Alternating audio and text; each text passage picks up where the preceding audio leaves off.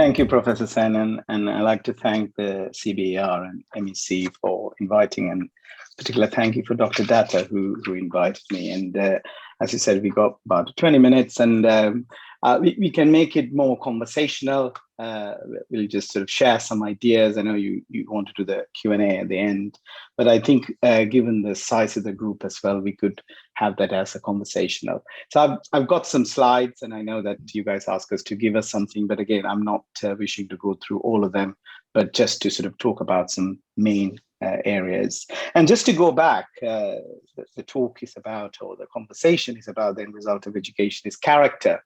And perhaps I can just say, where this all start.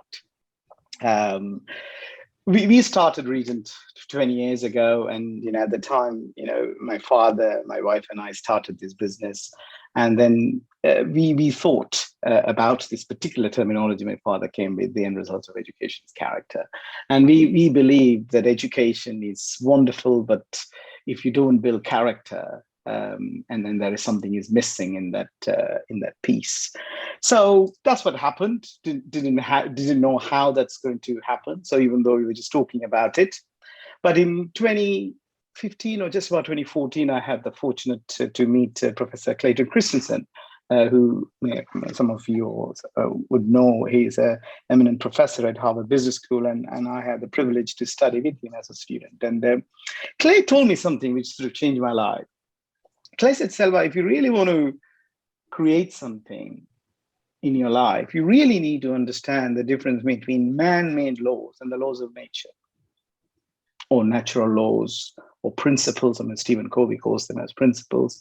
I didn't quite understand what he was going on about. And I said, what do you mean natural laws? We only talk about business models, and we talk about Porter's five forces. We talk about every theory and all the rest of it. And what is it? And then he also said, theory is good, but the theoretical is something that we need to question. So theory is a causality, and that's what he was going on to. And he said, every theory, and when you say causality, every action has got its reaction, which is effectively what Einstein sort of talked about. And then so we are going into the idea of how the world unfolds. So that's the whole concept of building around that, how to build character. So what is this slide all about? As it says on here, as human beings, we really need to understand who we are. And once we understand who we are, the models and the theories make sense. And in order to understand who we are, one of the difference between us and all the other creatures in the planet, up to now anyway, there's something called his mind. And that's where Einstein also said the intuitive mind is a sacred gift and the rational mind is a faithful servant. He also said, we have created a society that honors the servant and has forgotten the gift. So what is it all about? It's sort of the topic. And when it comes to mind, whilst we talk about the intuitive mind and the rational mind where all the educational models and everything going into us. And then perhaps I can move on to the next slide and see whether I can show you that. Okay, so this is another diagram. This is a human being, but he's not the mind. Mind is in every cell of the body. But I think this diagram was again drawn by Dr. Truman Fleet back in 1930s. And he said, we really need to understand this. If you don't really understand it, because humans think in pictures and we draw pictures. And therefore he said, look, this is a picture to try and show how the conscious and the subconscious works. So in the search for the character, we got into understanding about the mind and the body. And this gives you a bit of understanding. And then the key for this is, if we entertain ideas into our conscious mind, it stays there. And that's where the knowledge is created. We can do various things. We can learn the highway code about how to drive a car. We can learn the musics about all the theory behind it. And in business, a lot of people have lots of theories in their mind, but they don't seem to produce results. Why is it? Because the concept of action into the body goes into the subconscious mind. So this is all around, that's where Thinking into Character is a program that we do, comes here. So within this, we talk about a human renewal and an organizational renewal, because we believe there is no organization.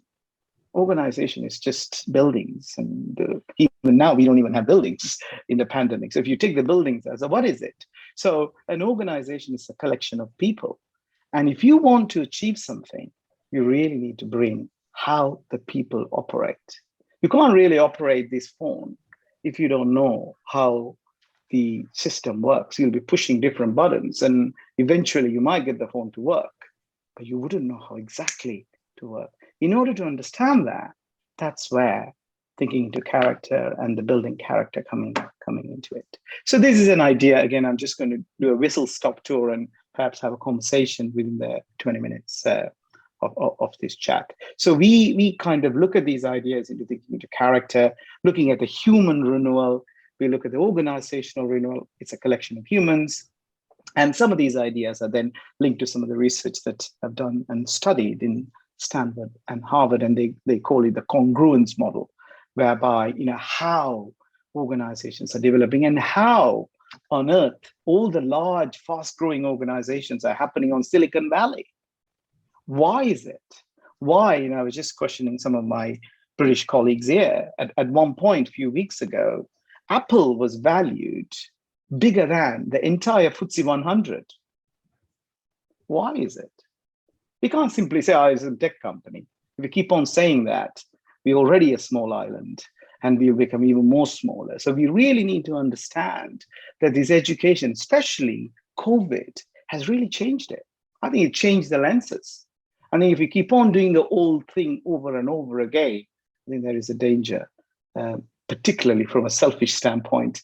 As United Kingdom, we need to really start to think differently rather than to sit in our laurels. So we are really looking at the disruptive innovation, how the character then linked to that. And in a great book that Clay wrote about, how do you measure your life? So after learning about all the tools, Clay asked the question to his MBA classes, how do you measure your life? And that links with the character. So we do a lot of time on the growth mindset, part of thinking to character and building character. And as you know, Carol Dweck at Stanford has done huge amount of work. So it's a way of life when you say thinking into character, or the end result of education is character. How we do that is by this growth mindset idea. And if someone is asking me, okay, tell me more, make it even more simple. What is this thinking into character? And how do you build that character? And then we say, it is all about awareness. If as human beings, if you can increase the awareness by understanding who we are, things will connect. As Steve Jobs says, when you start up a business or when you do something, he said you can never connect the dots looking forward. You can always connect the dots looking backwards. But he said you got to believe the dots should connect. So for us, on this growth mindset idea, thinking into character idea, we just bring, I'm just sort of putting in a lot of ideas rather than going deep into it, because in 20 minutes it's good to give you some flavor. And if there is an interest, then we can always have a follow-up conversation. So just to go into this a little bit more deeper, so why it is people know lots of these things in their life, but they don't go and do it. Why? Why is it that human beings want to do certain things, but they don't do it? And we believe around this research, to be able to shape your future, you have to be willing and able to change habits, paradigms, programs. You can call anything you want. I think Joel Barker wrote about the paradigm. So any words are fine, but we are programmed into something, and therefore keep doing it because somebody else has done it. We don't question ourselves, why am I doing it? I just do it because I'm programmed. And if I really want to change my results, I got to change my programming. And when you say programming, who's programming? Not somebody else's programming, it's my programming and the human's programming. And that's what the character building is all about. Again, some quick ideas. What is habits? What is paradigms? What is programming? These are multitude of habits passed from generation to generation. Paradigms are the way you view yourself, the world, and the opportunities. We lock ourselves. No one is locking ourselves. We lock ourselves.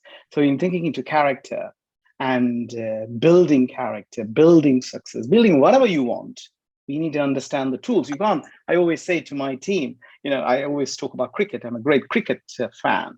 You can't just go and play cricket if you don't understand the rules of the game.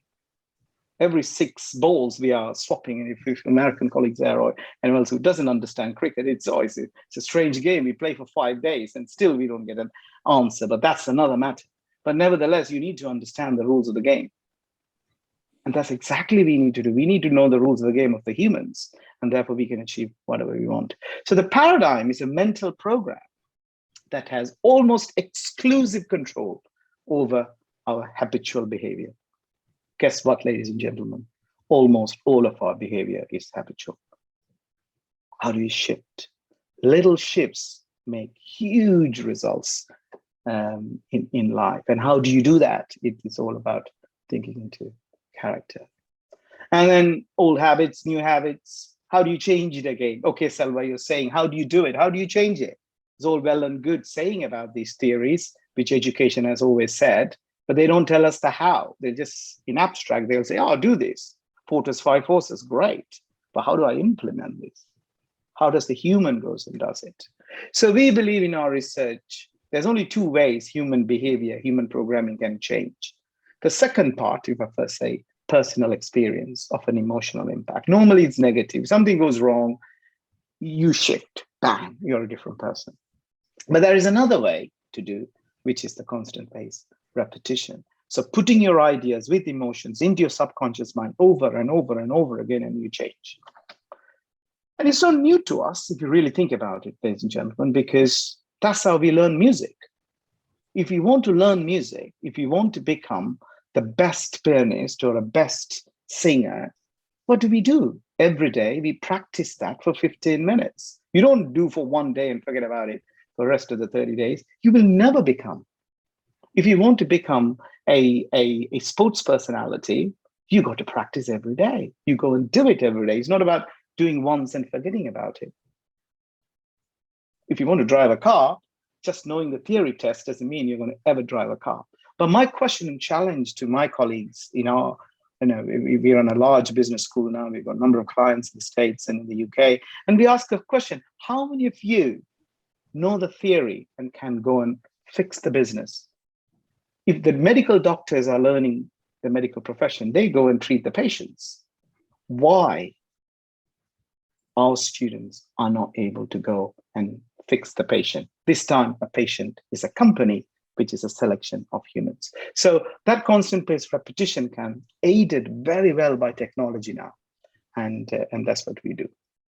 Just a few minutes, I got 5 minutes. And if anyone has any questions, again, love to make it as conversational, and if a Q&A is there, it's fine. But again, coming back to humans, the biggest problem we believe in our research is ignorance. To be very humble, to say that, and ignorance comes from the world you ignore. You ignore how this mobile phone works. There's no way I can make this work. No way I can switch it off. I could just say I don't want to know it. That's okay. But that's, again, I ignored it. By ignoring it, you have ignorance. And we talk about that negative plane of it, which is the fixed mindset. Carol might say, if I talk to her, and I had the greatest privilege to debate about this with her. And when you are in that negative plane, you worry, doubt. On your conscious mind, you have that. But when you have that doubt and the worry, what do? You impress it. You don't tell other people, oh, it's COVID or it's a problem, whatever. It goes into your subconscious mind. Once it goes into your subconscious mind, you have fear. We all have fear because we are programmed like that. Because from very young age, we were told, when my mother said, when I'm crossing the road, be careful. Oh, the car is coming, be careful. Fear. She could have told me, watch the road. But she says, be careful. So I'm programmed from very young age to have that fear. And it's interesting, Professor Chris Bellamy talking about China and controlling. It's all about fear. People like to control other people with fear, but we could control ourselves. You keep your fear, because there is another side to our own human nature. And in that, I don't want to spend a lot of time, ladies and gentlemen. Once you are in fear, it goes into anxiety. Once you have anxiety, you don't say, oh, I'm in anxiety. You don't say that, I'm okay, I'm okay. No, you're not okay. You are suppressing it. And that suppression turns into depression. And always, I think one of the authors said, always hyphenate that word disease. Dis-ease. You're not in ease. And yes, it's completely gone. You're disintegrated. But we have a choice, ladies and gents. What's that choice? On the other side of the human personality, there's something called knowledge. I'm not talking about knowledge about chemistry or accounting or maths or history and all of that. It's valuable. I'm not talking about that knowledge. I am talking about the knowledge how this phone works or how this human works. And you figure that out. And how do you do that? You do by study. And that study we talk at TIC. And you then have an understanding how everything works. Soon as you have understanding on your conscious level, that turns into faith. I'm not talking about religious faith here. There's nothing to do with religion here. It's the applied faith. In fact, Napoleon Hill wrote in 1930s, where Carnegie, who told Napoleon Hill to write about in the 1930s what happened in the US about the successful people. And he talks about the applied faith, and then maybe a religious faith that comes from it. But I'm not talking about that, and that's nothing to do with this particular research. But this faith based on understanding, faith based on study. And the faith, we say, the ability to see the invisible, the believe in the incredible, what masses calls it impossible. That's faith. Everybody will tell you it won't work. That's fine. If you have faith, you know it will work. So ability to see the invisible, to believe in the incredible, but masses call it impossible. The masses told everybody, you can't create this phone. The masses told Wright brothers, you can't fly. The masses told you can't do this, you can't do that. Especially as academics, we are sometimes culprits of this because we go and tell people you can't do this. Who are we to say that when the human potential is unlimited? When you're in that phase, I'll just finish it shortly, you come into the well-being, you express, you are at ease. So that's get me to, I got 3 more minutes, I believe. And that's the concept of, it's very mechanical, it's very scientific, it's very chemical, it's very biological. Why? The human being has got everything. You need to understand the neuroscience behind it. You need to understand how the chemical reaction works. Once you are in the positive mindset, you release certain chemicals. Certain electrons are fired up. That's what you say when you do exercise, when you do physical things. So if we don't understand any of these things, we are in the ignorance. We might know lots about theory. That's why the population, the problems of the world and everything, because of ignorance, we believe. And if you understand all of that, that takes into the positive mindset and so on. So that's all I'm going to say. Maybe a final slide. And I said awareness previously. So awareness, thank you, but arises by paying attention with our senses. And ladies and gentlemen, I think there is more than 5 senses, as you know. Latest research done by in the US, they're talking about various senses there, except our 5 senses, we thought, on purpose, in the present moment, non-judgmentally. If we can figure that out, which thinking into character enables, is a tool. It is not the only tool, but it is a tool that'll improve the results. And by doing that, at the lower end of the scale, you are react, fight, and flight. You are on the top of the awareness, your mastery, you respond. Nothing stops you because you have awareness. Thank you, ladies and gentlemen. That takes me to 2:20, and I'm happy to answer any questions.